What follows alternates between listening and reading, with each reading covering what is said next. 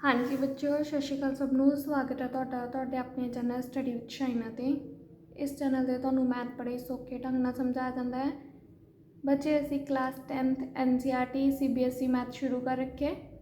अपने 10 chapter complete हो चुके and 11 chapter areas related to circles अपना चल रहा है। पिछली वीडियो के विच असी फॉर्मूलेस किए सी इन्हां दे एंड एग्जाम्पल्स कर लिए सी इस नाल रिलेटेड। अज असी 11.1 एक्सरसाइज के बचे फर्स्ट 7 सम सॉल्व करांगे। ठीक है।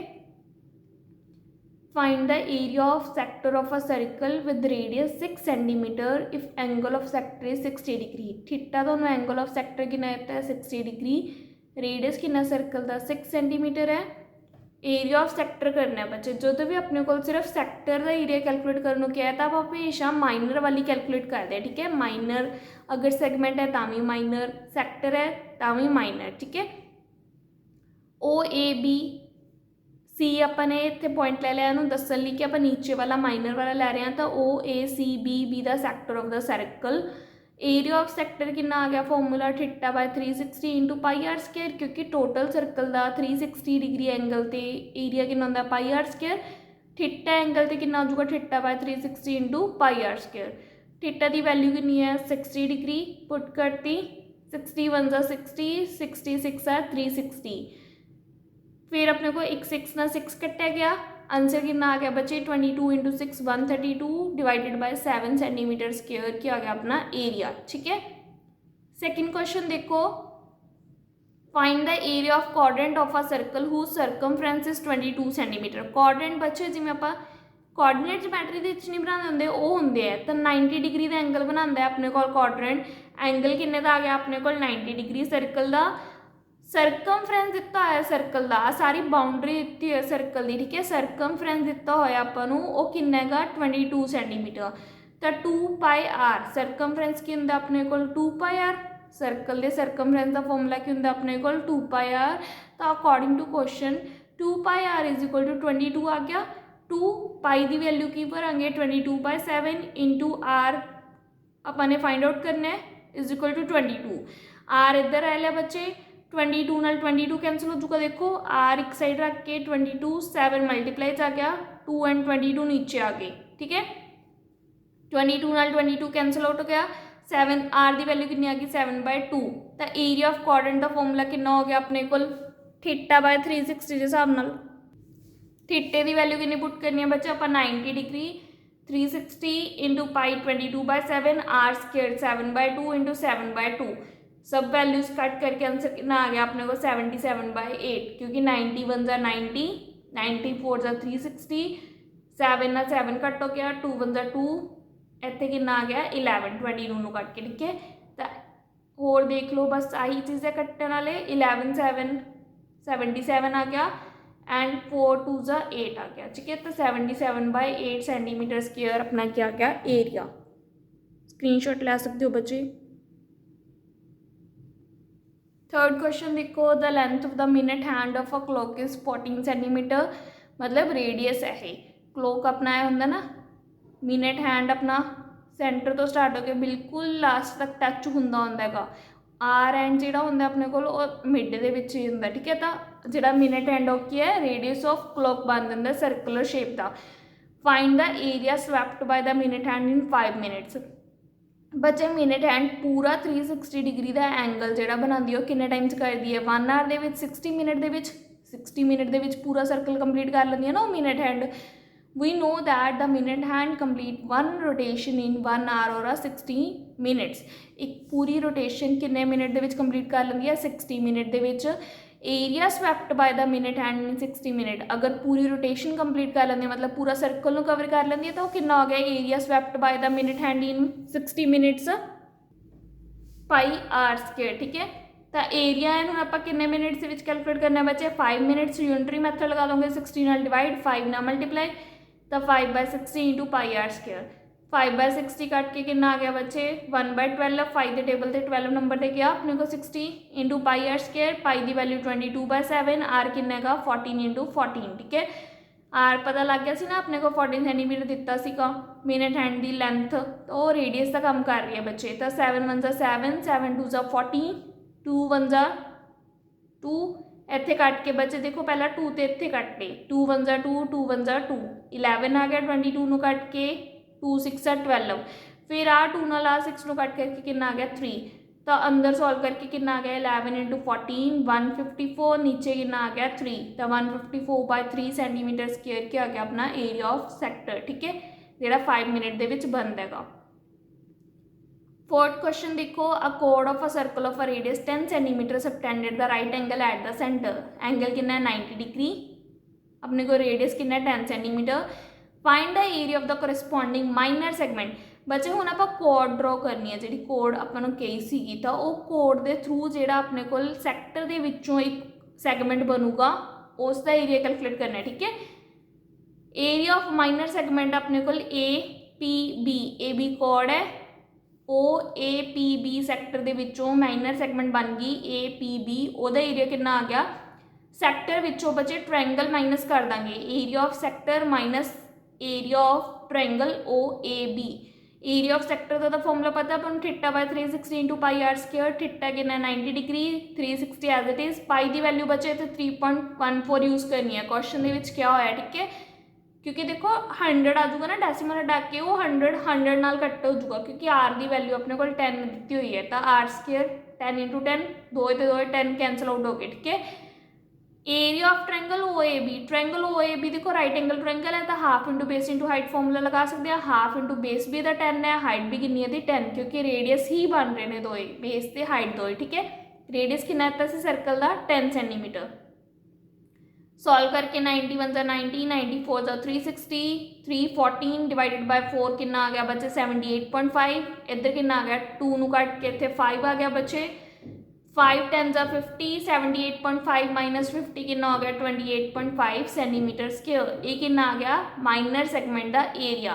हुण नैक्सट की कैलकुलेट करना है सैकेंड पार्ट दे विच मेजर सैक्टर माइनर सैक्टर पता ना अपने को 78.5 आप कैलकुलेट कर चुके ਉਹਨੂੰ पूरे सर्कल के एरिया के की कर देंगे बच्चे माइनस कर देंगे तो अपने को क्या आ जाऊगा मेजर सैक्टर AOAQB आ वाला मेजर सैक्टर ठीक है बच्चे फॉर्मूलेज ही ने ਜਿਹੜੇ ਆਪਾਂ एग्जाम्पल्स ਦੇ ਵਿੱਚ एक्सरसाइज ਦੇ ਵਿੱਚ पिछली वीडियो ਦੇ ਵਿੱਚ ਕੀਤੇ ਸੀ ਉਹੀ यूज़ करने हैं स्क्रीनशॉट ਲੈ सकते हो। एरिया ऑफ मेजर सैक्टर देखो area of circle minus area of minor sector circle का कितना पाई आर स्क्वायर पाई 3.14 सी यूज़ करनी आर कितनी सी 10 इंटू 10 बन गया minus area of minor sector आप कैलकुलेट कर लिया 78.5 सॉल्व करके कितना आ गया बचे डेसिमल हटा के 100 बनता हो 100 आ वाले 100 ना कैंसल आउट हो गया 314 माइनस 78.5 कितना आ गया आंसर 235.5 सेंटीमीटर स्क्वायर ठीक है।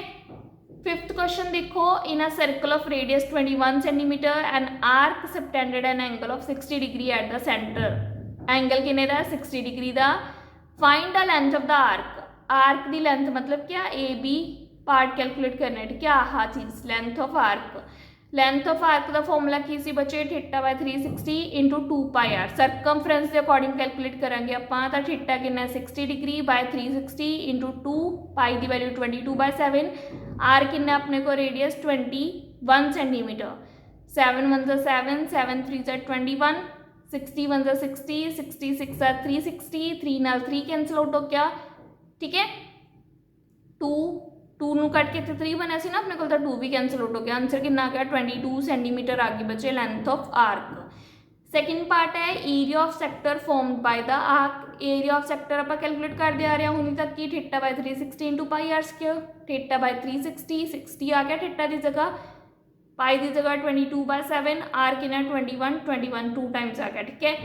कट करके सारा बच्चे कितना आ गया देखो अपने को 60 1 जा 60 66 आ 360 2 1 जा 2 2 1 जा 2 इत्थे कितना आ गया अपने को कट के 2 आ गया ठीक है अपने को 7 1 जा 7 7 3 जा 21 आ 3 नाल 3 बचे इत्थे कट के कितना होया ठीक है तो अपने को कितना आ गया अपने को 21 इंटू 11 बच गया सॉल्व करके कितना आ गया 231 सेंटीमीटर स्क्वायर मल्टीप्लाई करके कितना आ गया 21 इंटू 11 231 ठीक है तो एरिया ऑफ सैक्टर कितना आ गया 231 सेंटीमीटर स्क्वायर।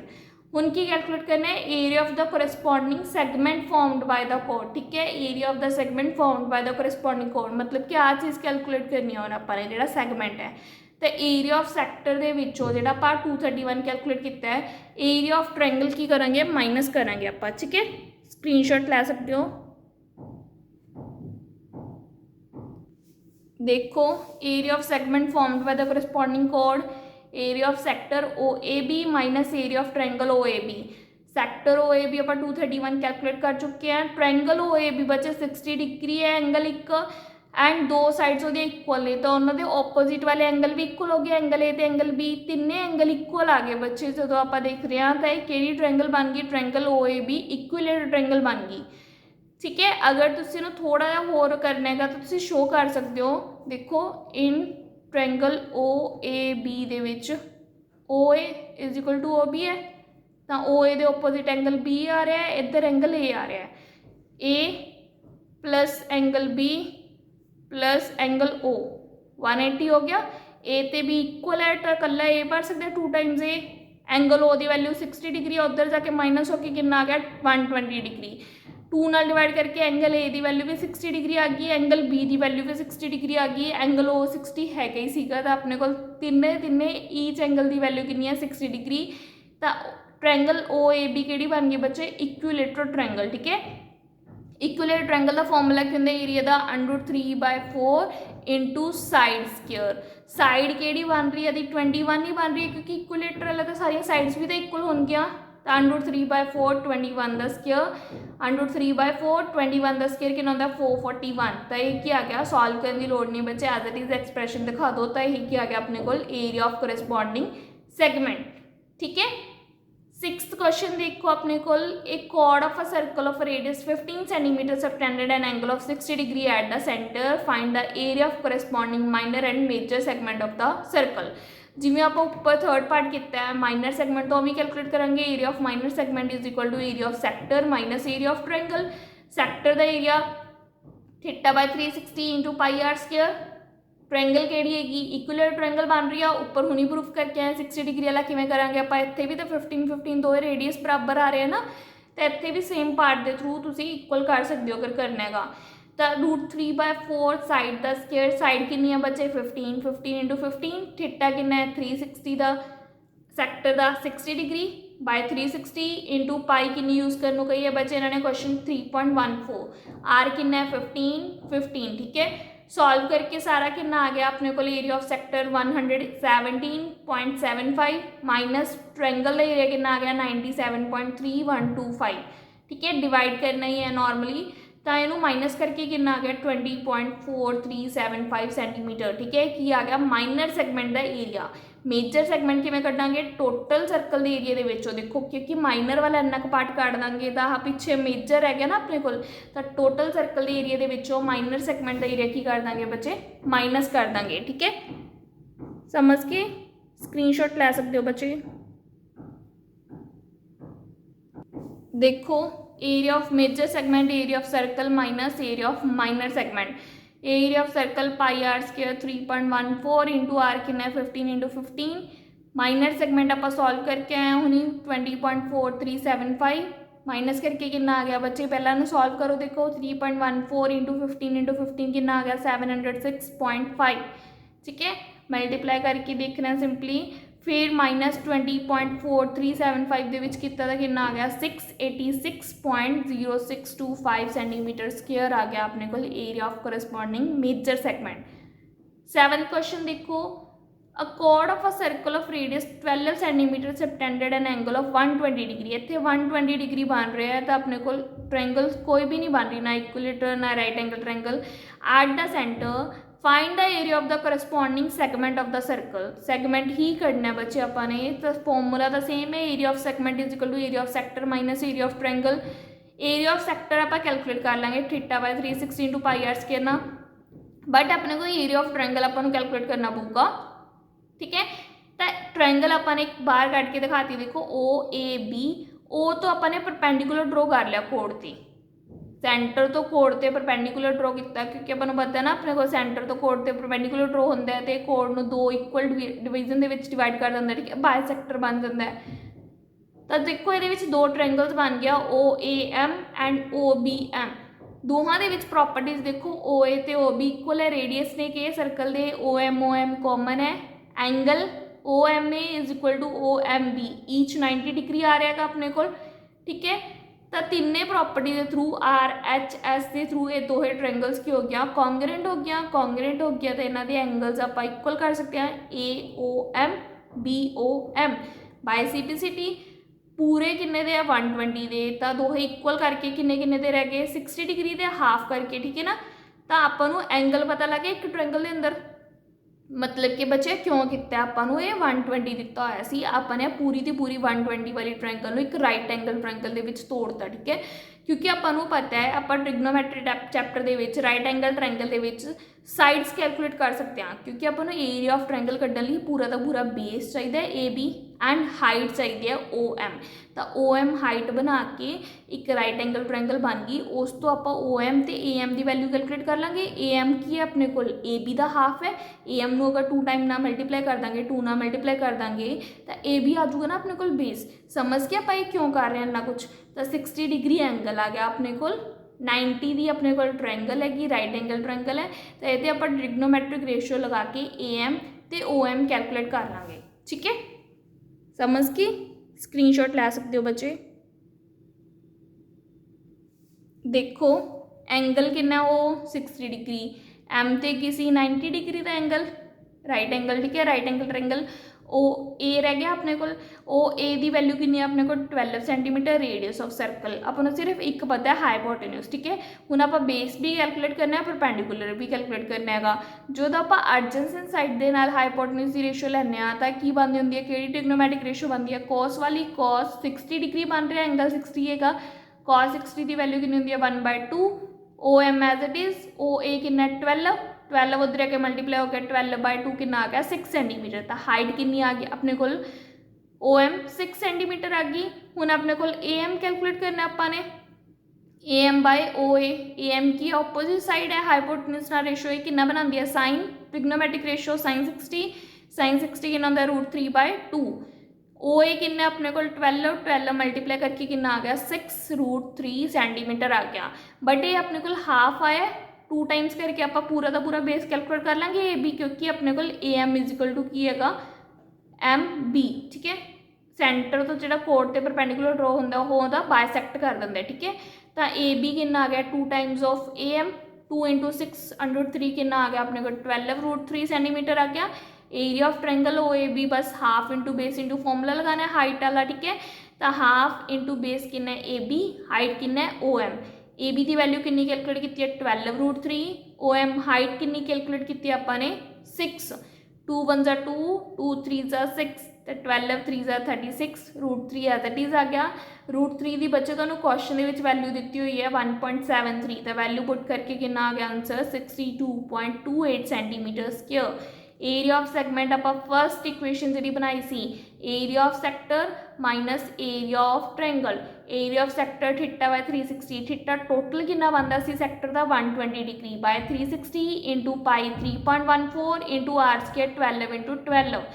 सॉल्व करके कितना आ गया बच्चे सारा 150.72 minus 62.28 area of triangle minus करना है, क्योंकि सेगमेंट कैलकुलेट करना है ना आप, तो आंसर कितना आ गया 88.44 सेंटीमीटर स्क्वायर अपना एरिया ऑफ करस्पॉन्डिंग सेगमेंट आ गया।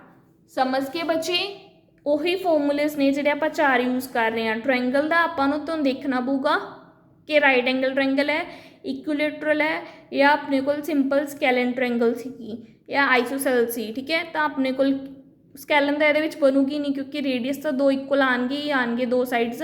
तो उस हिसाब नाल देख लो एंगल अगर तुहानूं 60 डिग्री दिता है तो इक्विलेटरल बनूगी, अगर एंगल कोई होर दिता है 90 डिग्री दिता है राइट एंगल ट्रायंगल बन जूगी, अदरवाइज थोड़ी आइसोसेल्स ही बनूगी। ठीक है, तो तीनों ट्रायंगल्स आप कर चुके कंसैप्ट। ठीक है बच्चे, स्क्रीनशॉट लै सकते हो।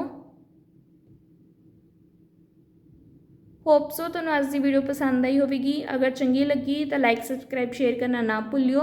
चैनल को बच्चे सबसक्राइब कर लो, चैनल पर तुहानूं 8, 9, 10 तीनों क्लासेस का कंप्लीट मैथ करवाया जा रहा है, तो कोई भी नोटिफिकेशन मिस ना करो, चैनल को सबसक्राइब कर लो।